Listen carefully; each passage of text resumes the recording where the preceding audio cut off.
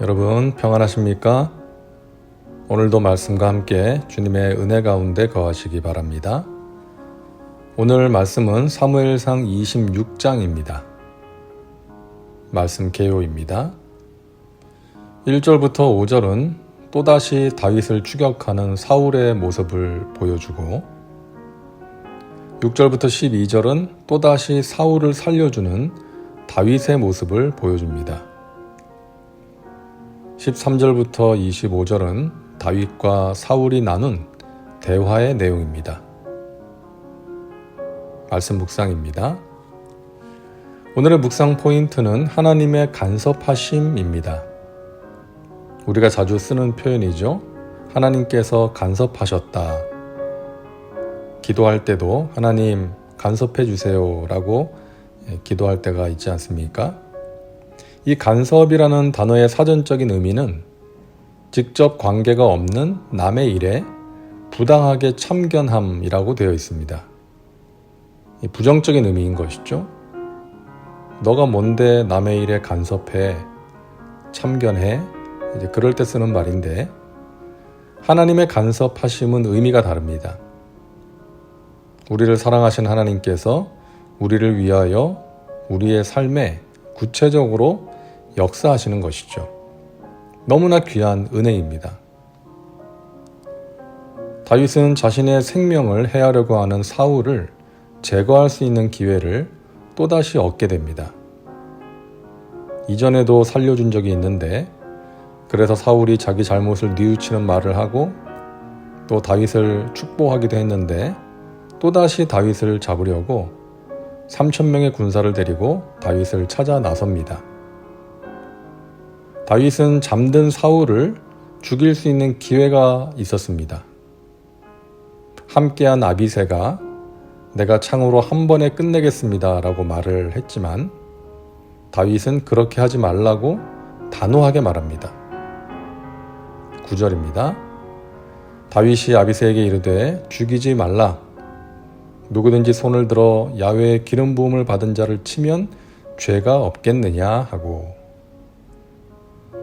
자신을 죽이려고 하는 사울을 제거함으로 고생길을 끝낼 수 있는 기회였지만 24장에서 그랬던 것처럼 다윗은 하나님께서 금하신 일이기에 하지 않은 것입니다. 다윗은 자기 감정이나 편의대로 살지 않고 하나님의 말씀대로 살았던 하나님의 마음에 합한 사람이었습니다. 자, 그런데 여기서 재미있는 장면이 나옵니다. 다윗이 조용히 사울에게 접근해서 그의 머리맡에 있던 창과 물병을 가지고 오는 거예요. 한 나라의 왕이 자는데 지키는 보초가 없었겠어요? 당연히 있었겠죠. 그런데 어떻게 사울의 머리맡에 있는 창과 물병을 가지고 올 수 있었을까요? 12절에 답이 있습니다.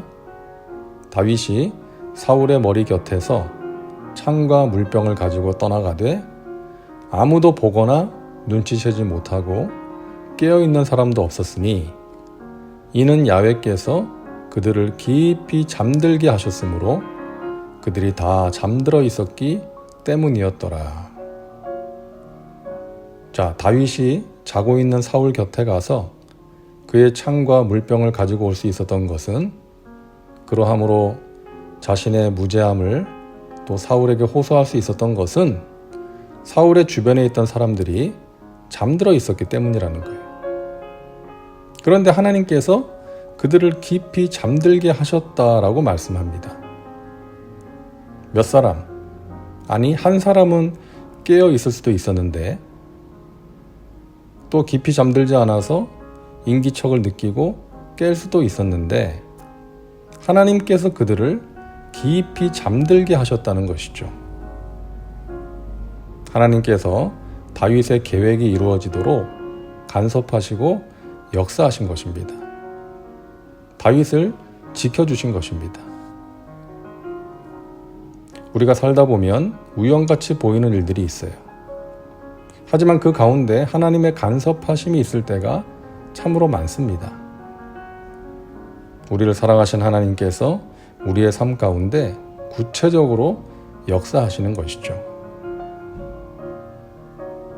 제가 터키에 있을 때 1년에 한 번 야외 예배를 드렸다고 말씀드렸죠. 제가 가서 드린 첫 번째 야외 예배 날 비가 많이 온다고 일기예보가 있었는데 저도 그렇고 성도들도 그렇고 얼마나 걱정을 많이 하고 간절히 기도를 했는지 모릅니다. 이 야외 예배 날 비가 오면 참 난감한 상황이 되거든요. 비를 피할 수 있는 마땅한 장소도 없고 또 그날 점심 식사도 다 준비해 놓은 상태이고 장소 대여료도 지불해 놓았고 무엇보다 하나님께 드리는 예배에 지장이 생기는 것이고 또 그날은 평소에 교회 잘 나오지 않던 가족이나 주변 사람들도 초청해서 함께하는 날이거든요. 그래서 하나님의 도우심을 구하면서 하늘을 수없이 올려다 보았는데 예배 시간 얼마 전에 비가 다 그친 거예요. 그리고 젖은 땅을 말릴 만큼 따스한 햇살이 내리쬐는데 얼마나 하나님께 감사했는지 모릅니다. 사진 보여드릴게요.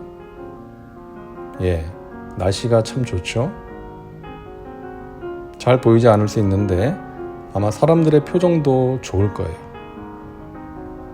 그래서 은혜 가운데 예배 드리고 점심 식사 맛있게 하고 즐거운 시간을 보냈는데 그날 그런 경험을 하고 나서 사람들의 반응이 갈리더라고요. 어떤 분들은 하나님께 감사, 하나님께서 비를 그치게 해주시고 이렇게 좋은 날씨를 주셨다라고 하는 그런 사람들이 있는가 하면 또 어떤 사람들은 터키 날씨가 원래 그렇잖아.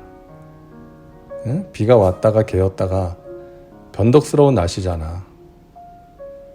그러니까 비가 그친 것이 우연이라는 거예요. 물론 터키 날씨가 변덕이 심한 것이 맞아요. 그리고 우연히 날씨가 좋아진 것일 수도 있죠. 하지만 그 우연이라는 것이 꼭 그날 그 시간에 일어난 것이 하나님께서 하신 일인 것이죠. 우연같이 보이지만 우연이 아닌 것이죠. 여러분 성경을 보면 그런 일들이 수없이 많습니다. 우연같이 보이는 필연이죠. 애굽의 종으로 팔려간 요셉이 다른 집에서 일을 할 수도 있는데 왕의 친위 대장 보디발의 집에서 일을 하게 됩니다. 억울하게 감옥에 들어갔는데 그 감옥에 바로 왕의 신하들이 들어옵니다. 그들과 함께 하다가 꿈을 해몽해 주게 되고 나중에 바로의 꿈을 해몽해 줌으로써 요셉이 총리가 된 것이죠. 요셉을 애굽의 총리로 만들어서 수많은 사람들을 기근에서 구원하시기 위한 하나님의 뜻과 섭리였던 것입니다. 여러분, 우리의 인생에도 그런 일들이 많이 있습니다. 우리를 사랑하시는 하나님의 간섭하심이죠. 하나님 지금도 살아계셔서 우리와 함께 하십니다. 구체적으로 역사하고 계십니다. 누가 불렀던 노래처럼 우리 만남은 우연이 아닙니다. 우리의 삶에 벌어지는 일들도 우연이 아닙니다. 하나님의 지키시고 보호하시고 인도하시는 그 섭리를 깨닫고 감사하며 살아가시기를 바랍니다. 다음은 말씀 적용입니다. 오늘 말씀을 통해 당신에게 주시는 메시지는 무엇입니까? 당신 자신과 삶에 구체적으로 적용하시기 바랍니다. 이제 기도합니다. 사랑과 은혜가 풍성하신 하나님, 오늘도 말씀과 함께 살게 하시니 감사합니다. 우리를 사랑하사 구체적으로 간섭하시고 역사하시는 하나님을 찬양합니다. 지금까지 지내온 것 주의 크신 은혜임을 고백합니다. 하나님의 기쁘신 뜻을 위하여 기도하며 계획하는 우리의 모든 일들 가운데 역사하셔서 하나님의 선하신 뜻을 이루어 주옵소서. 우리를 지키시고 인도하시는 하나님의 손길을 깨닫고 감사하며 살게 하여 주옵소서. 예수님의 이름으로 기도하옵나이다. 아멘. 오늘도 말씀과 함께 은혜 가운데 거하시기 바랍니다. 여러분 사랑하고 축복합니다.